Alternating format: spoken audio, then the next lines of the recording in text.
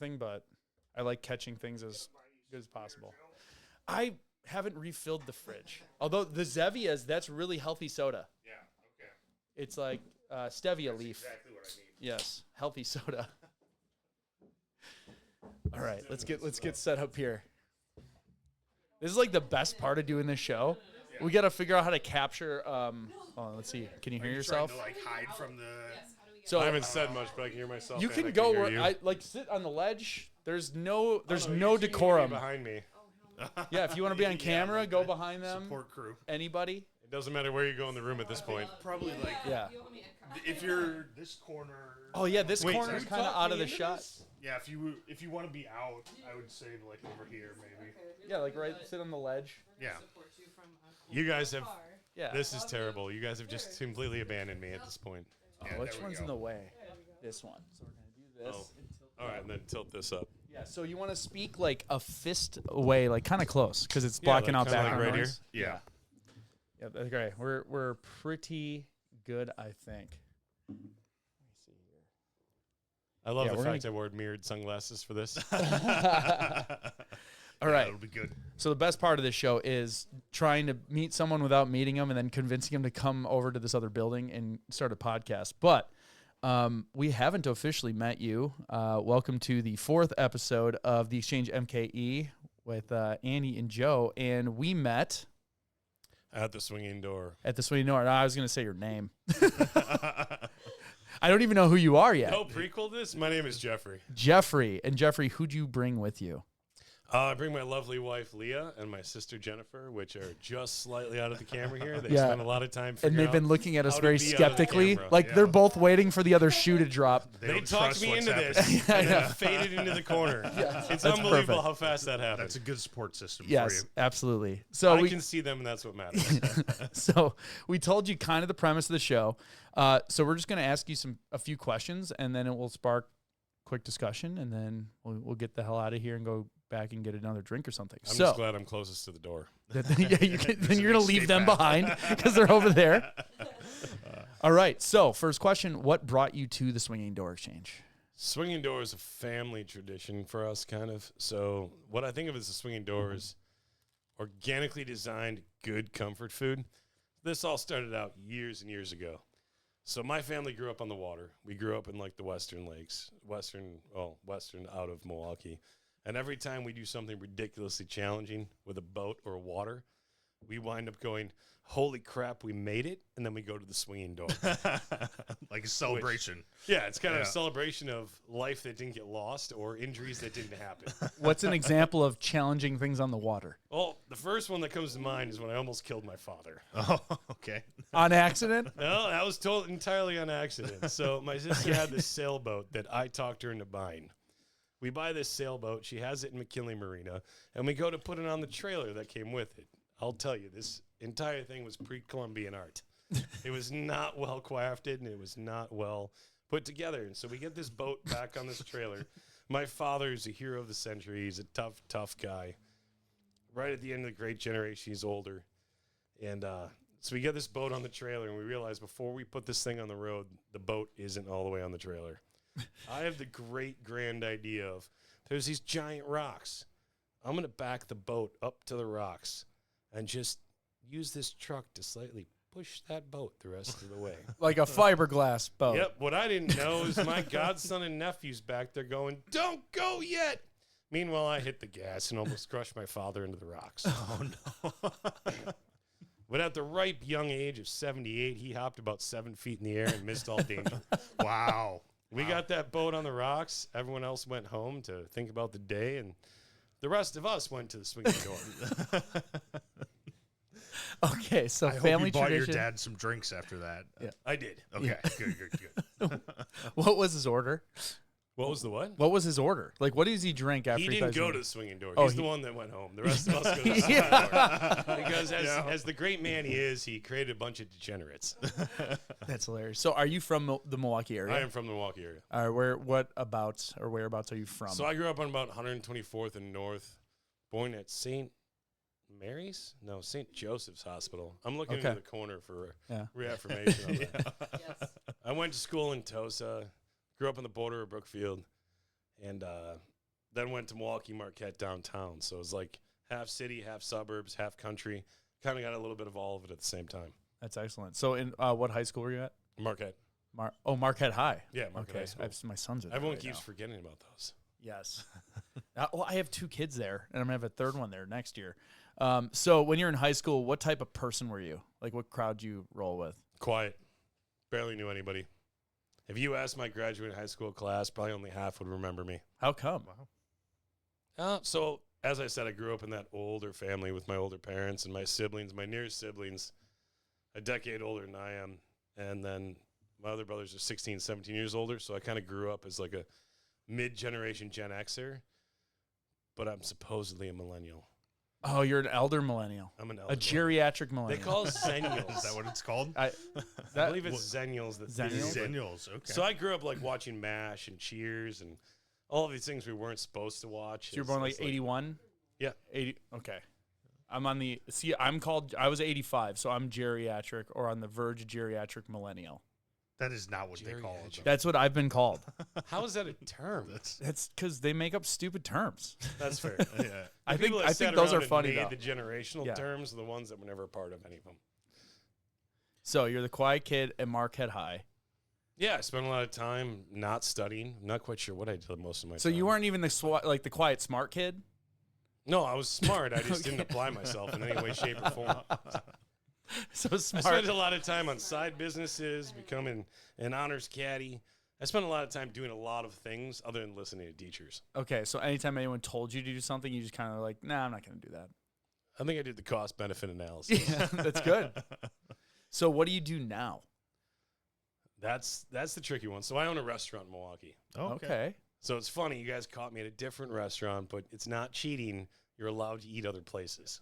Yeah, you got to Because support the frankly, community, you have right? to eat somewhere. Yeah. You can't be at work all the time. So I own a Right. Sail Loft. It's a Hey, seafood Andy, restaurant. talk about all the great. restaurants Okay. you hate real quick. Sail Loft is among my favorite restaurants. I actually lived right next door. Just on. moved this week, so I would frequent Moved there. away. Wait, from what us? restaurant? How do you Yeah, know the moved away restaurant? It's on Erie Street. No, how do you know that's his restaurant? You just said it. I just said it. Oh, I wasn't listening. I was asking Yeah. a question. What was You're it the called? head of this podcast. Nah, I'm half of the podcast. Oh, that's fair. I'm the listening part. He's the talking part. That's fair. Yeah, so we're at the end of Erie Street. We're under that massive, giant, beautiful Hone Bridge. Okay. They light up every night, and it's an awesome place. It is my heart and my soul. That's where I met my beautiful wife. Oh wow. Yep, she came in there because it was one of the most beautiful places in Milwaukee. I saw her out on the patio, and I said, you know what? I want to know you.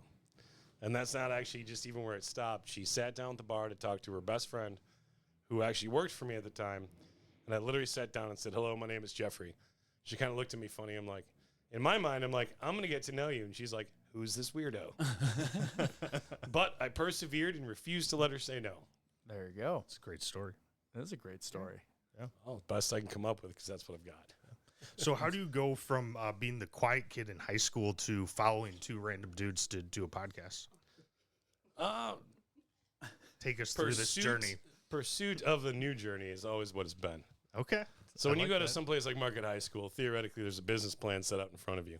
It's either a plan to go to a specific school with a specific job idea or go to a specific school with a certain sports idea. I didn't really have that plan. My plan has always been follow the journey, and the journey will take you exactly where you're supposed to be. That's and if great. I hadn't done that journey, the Sail Loft wouldn't have happened. Before that, I worked at the Hype Irish Pub, which is kind of funny because it's still on the water. And the transition happened. I met my original business partner, and he goes, what do you see yourself doing in 4 years? I said, I'll be damned. I have no idea unless I'm doing it for myself. I like And that. that's how the whole plan started. And he goes, well, these business spots are available. What do you think you're doing next week? I go, well, I guess I'm opening a restaurant. And then that was just it? That's literally how it Oh, started. I love that. And when did you open the Sail Loft? 2011. Okay. So I quit my job at the Harp in late 2010 and sat in a really big empty building and kind of looked around and went, oh, crap, this is what I'm going to do. That's awesome. And that's after you bought the building? We didn't buy the building. Okay. We leased it, but it was Okay. available. And so once we did all the meetings and kind of got started, then the next step was walk into this giant building you finally have keys for. You're 27 years old, 27, 28, right in that cusp. And then you walk into a big empty room and have to literally start from zero. So what was I know starting a business, there's tons of challenges. What was the first one that hit you that made you wonder if you made the right decision? Trust. So I had to hire a lot of people right out of the gate. And not just, the Sail Loft, as of anybody listening right now has no idea, we seat 360 people. It's not small by any means. It's a big place. It's huge. Yeah, and that's to make insane. that even more catastrophic is you seat 178 some inside, 170 some outside. Any given day when it's sunny out versus when it's rainy out, you either double or half the size of your business. Wow. And it's all based on weather. So do you click of a look at the finger. weather and then plan your week? I did in the beginning, and then I stopped looking at the weather because it only hurt more. If you're prepared for it, you're going to be wrong. And if you're prepared for it, it's just going to hurt the same amount either way. So you just be ready and just get going with it. How do we get on weather now? Because you said your business is completely dependent upon the weather, basically. Trusting people. Trusting That's people, where we yeah. came from. And so I had to hire, I think I hired 30 people in the first month. This was before we were open, before we did anything. I hired 30 people, and by the time we were open, I think I had like 10 of those employees left. Wow. And by the time we made it through the first month, I think I had 20 employees, and only one of them was one that I originally hired. Wow. Wow. And I learned a lot about how much I thought I knew about people and how much I knew nothing about anybody. So what was the biggest indicator or the takeaway you got from that experience that you don't make that mistake going forward?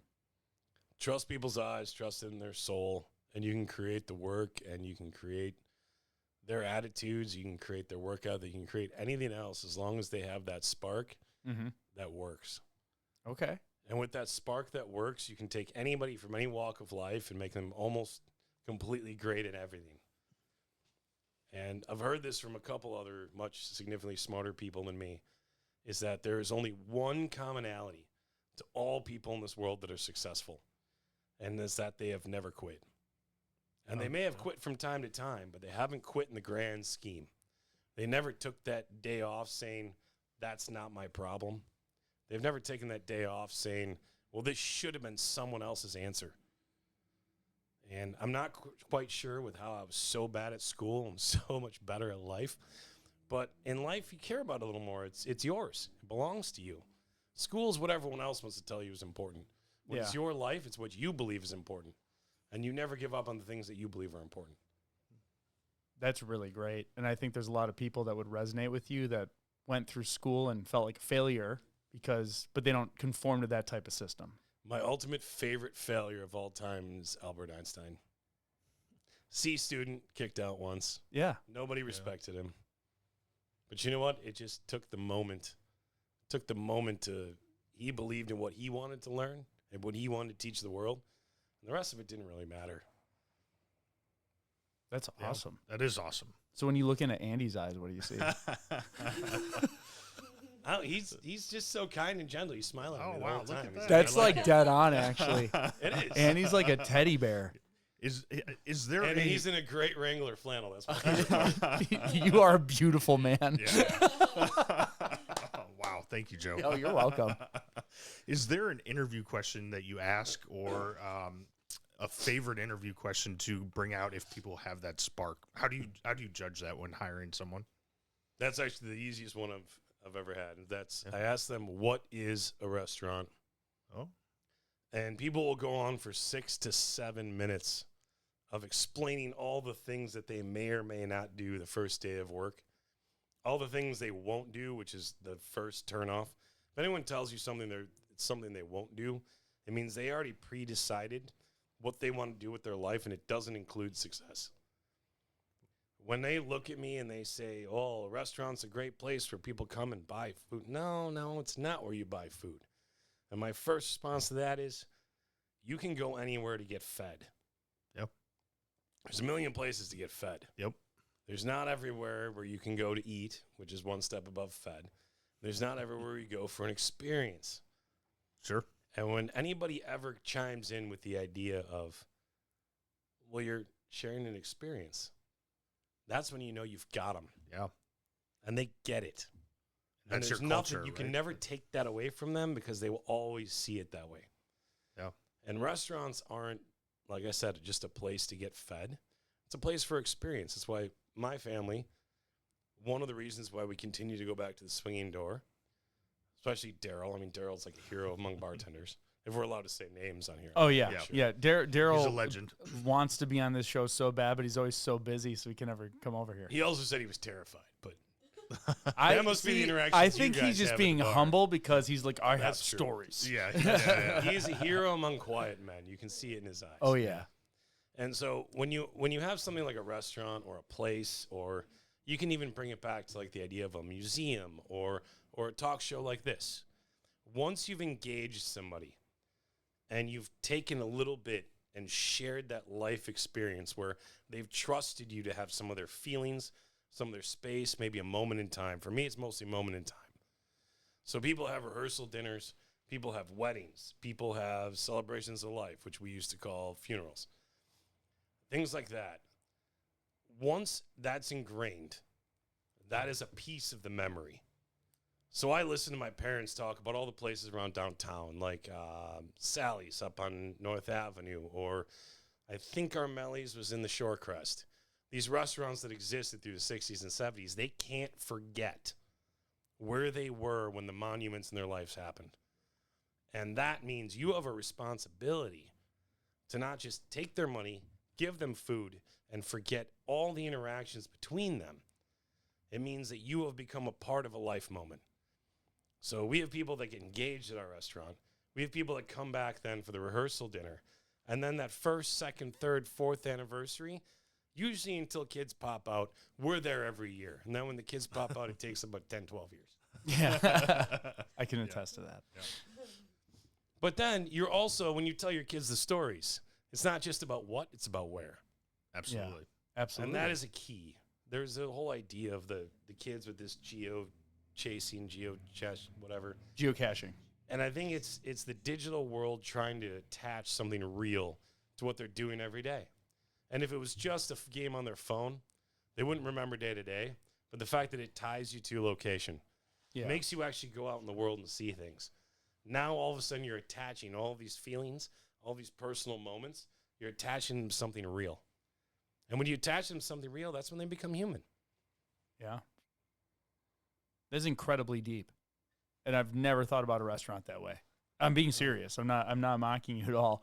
I'll tell you, it's a lot true. of those It's feelings, 100% When you true. look back and you have fond memories in your life, it's like there's restaurants, bars that are associated with those memories. and 100%. It's a part of the They'll memory. be like, oh, where did we eat? Oh, yeah, it was that place. And then it's always a positive thing. Yeah.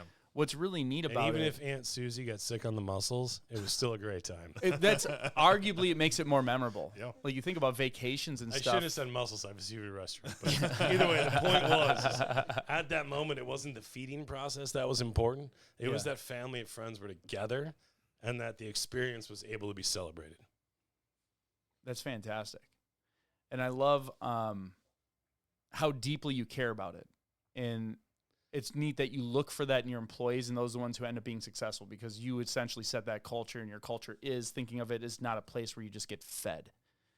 And I really like that because when I was listening to you, you weren't focused on numbers. All right, how can we cram people in here? But because you focused on the part that mattered, what you basically explained was not only do you have repeat customers, you have generational repeat customers. I mean, the way you said it, they come back for other anniversaries. They come back later. Their kids are born. They become a part of the tradition. Maybe they bring their kids. And that's way different than somewhere you just go to eat. It's 100% true. And now that you said that, I probably should have paid a little more attention in high school for those business classes. No. But what if that ruined you? I mean, Yep. like, you're talking about running a restaurant like an artist talks about painting. That's true. And business could have taken that away from you. I never felt that this job I took on was necessarily like a direct career path. I made it a career path. Some of it was personal because, you know what, I always loved the industry. I loved what I did. I mean, I was a bartender when I started this. You can't be a bartender, be successful enough as a bartender to start a restaurant unless you really have passion for the idea of you want to make sure everyone has a great time. Yep. And that can get exhausting. That can get very alienating, very lonely. But at the same time, every day you wake up, somebody has a lot of fun. And it allows you to have fun. And you creating that positive energy on a daily basis is actually positive for yourself. It's Yeah. fantastic. Yeah, really. This is like the best episode we've ever done. Every time we do an episode, it's amazing. How many episodes This have is you now said a that philosophy during? podcast. No, because all of them have been amazing, but it's always everyone that comes on next has been just amazing. This is fantastic. Is this like drunk history for business creation? Yeah, but Might it's like way more emotional. Well, if you ask In my a good wife way. or anyone in my family, everything in my life winds up at that level of emotional. I like that about you. I mean, I've just literally just met you, just learned your name, just learned what you did, and I'm like, yeah, you're a pretty awesome person. And for the podcast's sake, there was no words exchanged before this because you actually didn't want to share any idea of what we were about to I wasn't even making eye contact with you because No. I'm such a talkative person. I'm like, I can't even be in your vicinity or I'm going to just start saying stuff. There was a I moment where was- Joe was like 10 feet down at the bar trying to avoid conversation before 100%. this started. He was hiding from you. Yeah. And I'll be honest, I observe moments. I don't really always remember what people are saying, but give me names again. Andy. Andy and Joe. Yeah. Andy and Joe. So Joe was walking down the bar, giving the very, very strict ultimatum of how we are not going to pretense any of this show. And then Andrew kind of looks at me and just goes, yeah, that's going to be good. You were the comforting one, and you were the Yes. very strict one. I'm the hard sell. Yes. Yeah. But it was also his I'm sorry, I love this shirt. I'm gonna That's have to a- wear this every time. If this pulls in the guests, right? Like this is If it's a daily show, I'd recommend getting 2. Okay. All right. Yeah, we got to get them from there to here, so they need to feel comfortable on the route. Yeah. I mean, no one was wearing a ski mask. This was all very comfortable. This is Until all. we got in the tiny room with green lights. Yeah. Yes. I'm glad you said that because I do get worried people are going to think we set this up because we keep getting great guests. It's kind of ridiculous the type of people I we've mean, you been guys have been bringing here like across. what, one day? Well, we've done is- the other podcast for a few months. Yeah. Oh, That okay. we've been here for a while. But this show kind of started. I'll give you a little bit of a Organically. Yeah, yeah. background. Unfortunately, people that listen to this are probably going to hear this story multiple times. But we were at an event at the Grain Exchange. Okay. What Christmas event was it? Yes. It was a Christmas dinner. last year. And then, as one does, because the Swinging Door is such a wonderful place, we went downstairs just for a nightcap, and we were outside just hanging out. It was like a warm January day. It was like one of the abnormally warm days. And this group of people came out, and we were smoking cigars, and like, hey, can we have a cigar? We're like, yeah. So we started talking to him. One guy was, like a child orthopedic surgeon who flew in from somewhere else because he's like the one guy who can do this surgery, and he's flying in to do it. And That then is a phenomenal task in life. Yeah. exactly, but to, we're like, to take not only a career where you could just make money in it and decide that you're going to chase one goal to help a very, very specific group of people. Yep. That is exceptionally admirable. yeah, and then you become the best at it, where it's like you're the guy on the planet that does this thing, which is pretty incredible. And then we just met, not to diminish it, but we met some other people who just had really interesting stories, and we kind of looked at each other like, this should be a show. Like, our studio's literally right there. Let's start just recording these and see if it's good. And so far, I mean, you're the fourth one. So we just started this thing. So you took the man on the street theory and decided to take it, grab a man in the bar and bring him to the creepy room. 100%. Yep, Yes. yep. And you know why? I think people are kind of getting over celebrities. Like, we're kind of, That's true. it's just, they're everywhere now. And they're getting, at least I'm getting celebrity fatigue. Like, I don't listen to any celebrity podcasts because, like, I see you in movies, like, take a break.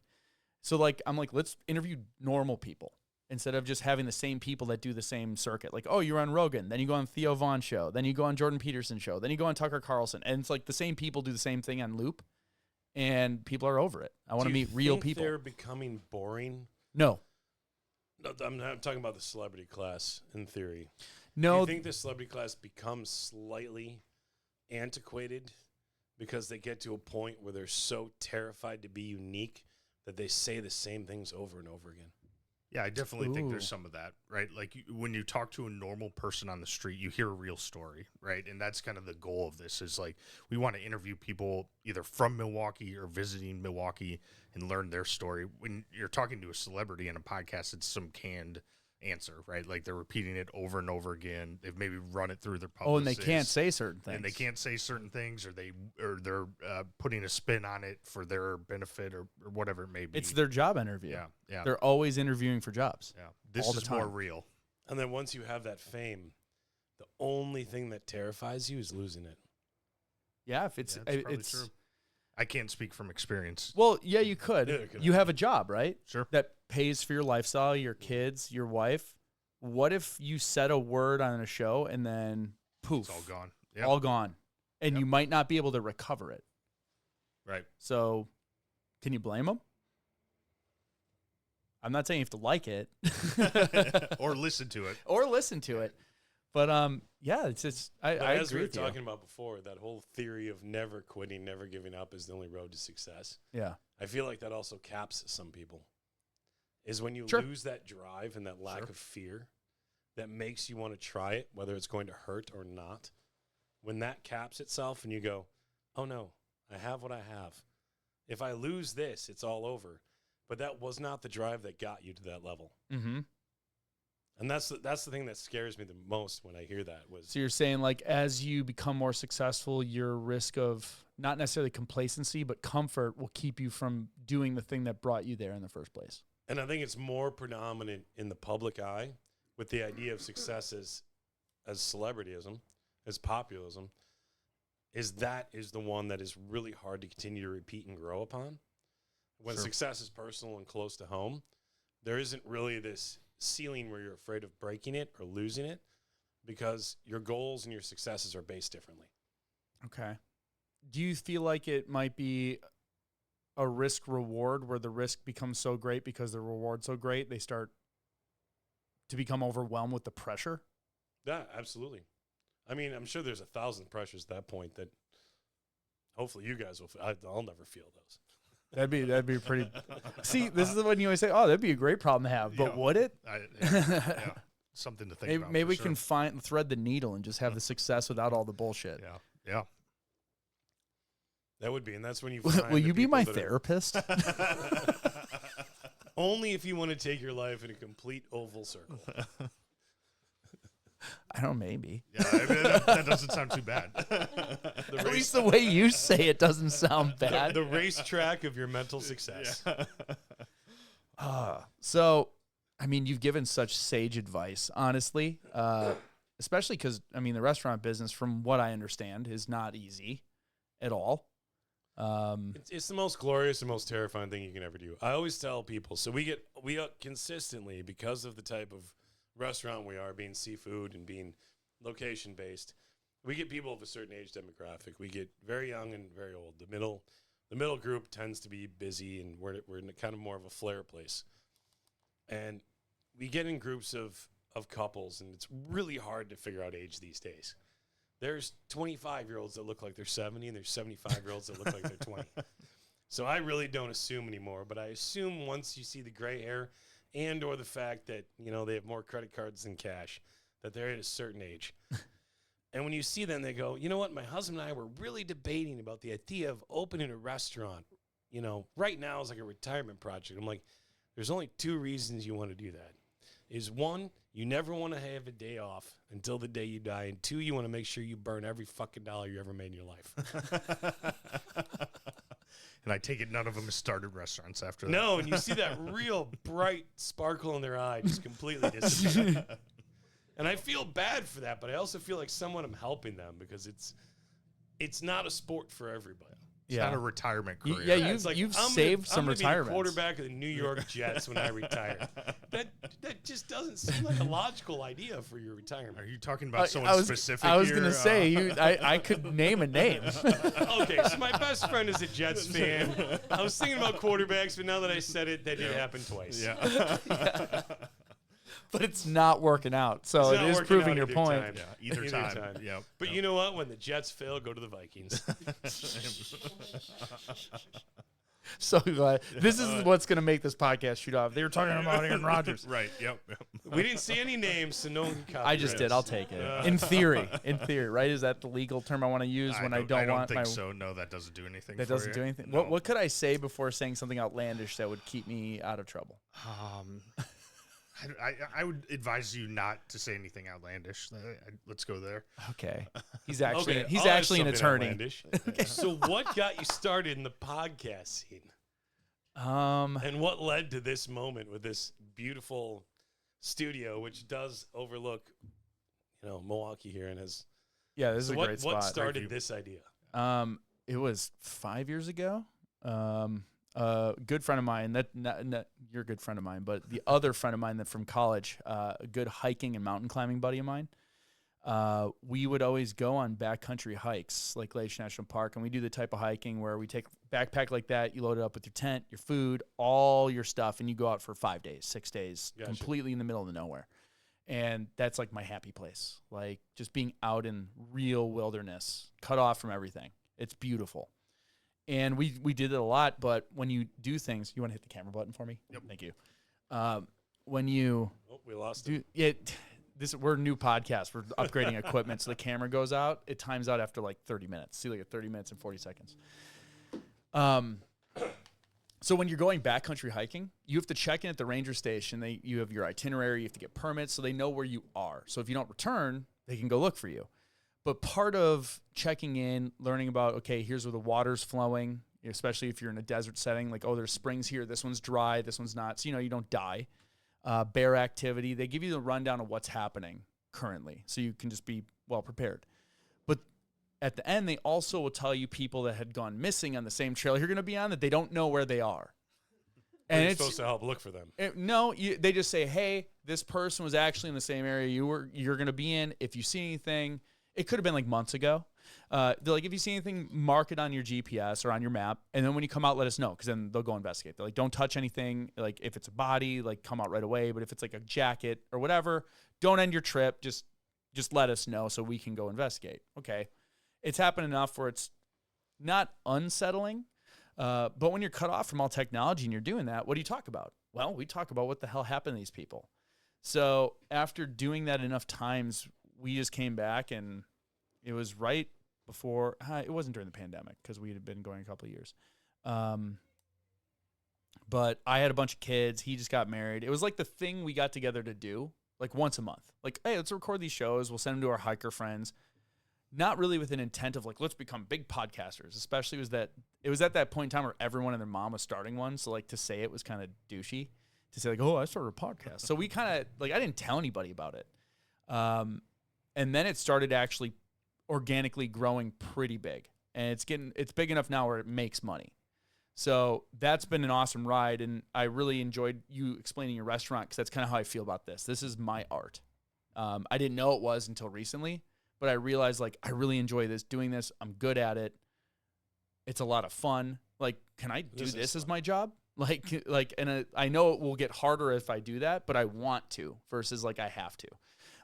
So I really like resonated a lot with what you were saying. So part of that was I'm with Andy, and I'm a creative type person. So I'm always like, what could be a really fun show? I don't want to make a show just to have a bunch of shows. I want to do shows that I think could be really, really fun and cool. My life motto is I want to do cool shit with cool people. That's it. I want to do really cool shit with really cool people. And then when you do that, the rest kind of falls into place. I really believe that. It's like, don't chase money, don't chase fame, don't chase the end result. Do the art, and if you do it really fucking good, people are going to want to come be a part of it.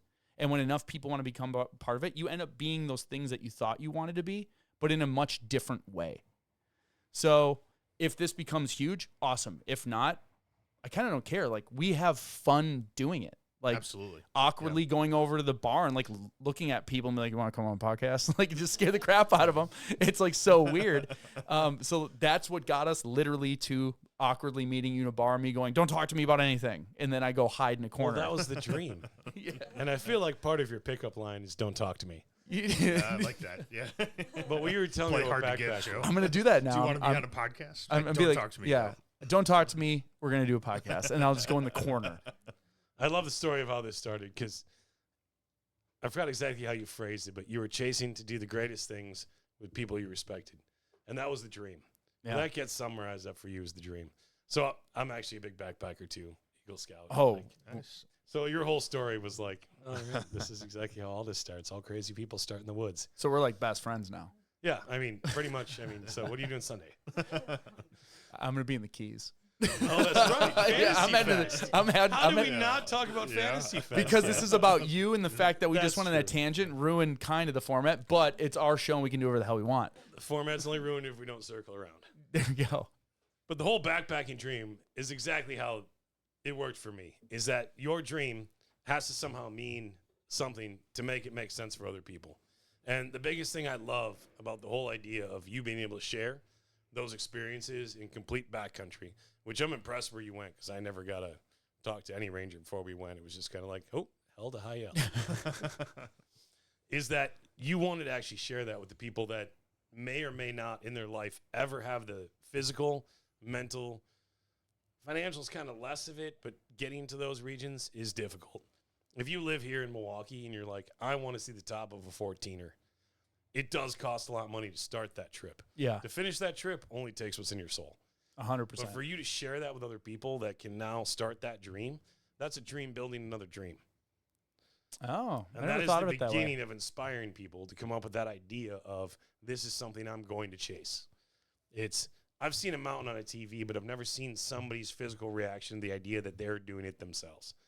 And as good as modern nature shows go, which I was addicted to as a child. My parents only let me watch PBS and PBS2, which was here in Milwaukee, 10 and 36. So I watched Nova, National Geographic. And you had to click a dial to get to those stations? Absolutely. You had to be really careful, though. If you did watch a Geriatric movie, millennials over Yeah, here. click, click, click, click, click. when you watched a movie, there was a cord to the remote, and you had to make sure when you fell asleep, you didn't spin yourself up in it and choke to death. But that dream is how it starts. And that's absolutely beautiful. So actually, I wound up getting a little bit back, which I really appreciate, is the fact that going into the backcountry, one, separates you from everything else. But at the same time, in this modern age, you were able to share that entire experience of separating yourself. And that's pretty freaking cool. And I think there's a similar goal of this podcast where Joe and I both like love Milwaukee, and the thing about Milwaukee is the people, right? Like you will talk to people who like and appreciate Milwaukee, and it is always the people. And I think the reach of this is going to be to celebrate those people, having people like you on and sharing your philosophy and your story, and that's going to spread. That's the goal, right? We want people to learn what the heart of Milwaukee is all about. Well, and we could have scheduled a podcast because we knew you owned a cool restaurant. We wanted to hear about it. This conversation would have been entirely different. Oh, absolutely. Yeah. It would have been totally not with have an shown up. agenda. Well, even if you did, though, it would be fun. I'm sure it'd be entertaining, but it'd be for a completely different reason, and people can sense that. Absolutely. And that's where I think the celebrity fatigue comes in, because you're listening to a celebrity podcast and you can tell they're doing it because they feel like they have to. And it's just their character, and their characters are actually fake. And when you're wanting to learn about real life, you can tell when it's fake and it's not as entertaining. Yeah, and the nice part is you can't get prejudged before the show, and you don't know who's going to be on it. Oh, yeah. Yeah. Our whole thing was like, man, I really hope it's not just going to be like a line of people who, I even hate saying it, but like are boring, but like are scared. They agree to come on, but they don't say anything. I'm like, what if it's just that? Then this is going to like suck. So the results are almost scaring me, because it feels like it shouldn't be this good this often, but it's also giving me hope, because it's like, holy shit, what if everyone is this interesting and we've just been ignoring them? Well, it's demised a lot of people in my life that gave me better respect than spending your life in a bar room. But there is the fact that some of the most creative and strange people in the world find themselves mildly lonely, even though they're around people all the time. Sure. And they tend to collect. And they don't collect at Applebee's. Yes. They don't collect it anywhere like the places I said, where you can get fed or get watered. Watered is like the old term for getting drunk or whatever. Yeah. And I you like wind up finding those places that have that specific feeling where it feels welcome for people with like wandering minds and creative theories and this kind of soulful loneliness to all meet in one place, and they don't know how they wound up there. And then they literally talk till the sun comes up. Yeah. And you happen to be located very, very vicinally close to one of those places where those are the kinds of people that get attracted to that location. It's independently owned. It has very amazingly good food, yet it's entirely designed as a comfort local community bar. And not community bar as saying it's ever going to tell anyone to come there, because the people are going to tell the right people to come there. Mm-hmm. Yep. The natural outreach of, this is where I'm comfortable, this is where you'll be comfortable. I think there's a legit energy to that place. Yeah, there definitely It's is. too weird. And I can, in the corner of my eye, I can see your sister nodding. Yes. Yeah. But even the guy we had that was the brand educator from Angels Envy Vodka or Angels Envy Whiskey. Oh my gosh, I'm gonna get hung by. We'll go back and correct that. I know. No, he won't. We do this raw, no editing. Can you do it just as like a blip over the corner? I don't think so. These buttons do stuff, and I always forget what they are. But he even said, because he was doing the rounds, because they're doing the triple oak release, and he said he just stopped there to have lunch, and he's like, I went back to my hotel, and I was like, I want to go back there. And he said he's literally drawn to go back there, and that's how we met him. I mean, I think he just explained through energy how this whole show came to be. Yeah, absolutely. It's just the universe pulling us like a magnet to a really unique, cool place in Milwaukee. Yep. It takes a good bartender, it takes a good atmosphere, and it takes a good attitude among everybody that's there. Yeah. Yep. And customers can drive other customers away faster than the bad staff can. If you've got shitty people in a room, Sure. people with good energy walk in, they feel it, and they leave. You feel it right away. But if you have 2 or 3 people with good energy in a room, people walk in the door, they feel that, and they can't help themselves but stay the rest of the year. Yep. And then come do a podcast with strangers. Yes, That's correct. the goal. Perfect. What do you have any other questions? I can't ask anything better than what's been said here. I This know. is great. If there was any type of parting statement that you'd want to say to all of Milwaukee, potentially the world, what would it be? By God, have good friends and take care of your family. That's I love it. Yep. Everything you said so far has been absolutely perfect. Yeah. Thank That's you good, very 'cause much. That was very the most much. intimidating question you guys had all day. No, that was a perfect answer. Yeah. Like succinct and right to the point, but beautiful at the same time. Thank All you right, very gentlemen. much for being on our show. Hey, Yeah. thanks for bringing me in your This is a creepy lot of little fun. room. Let's go back over go and, get a drink. and yeah, let's go get a drink.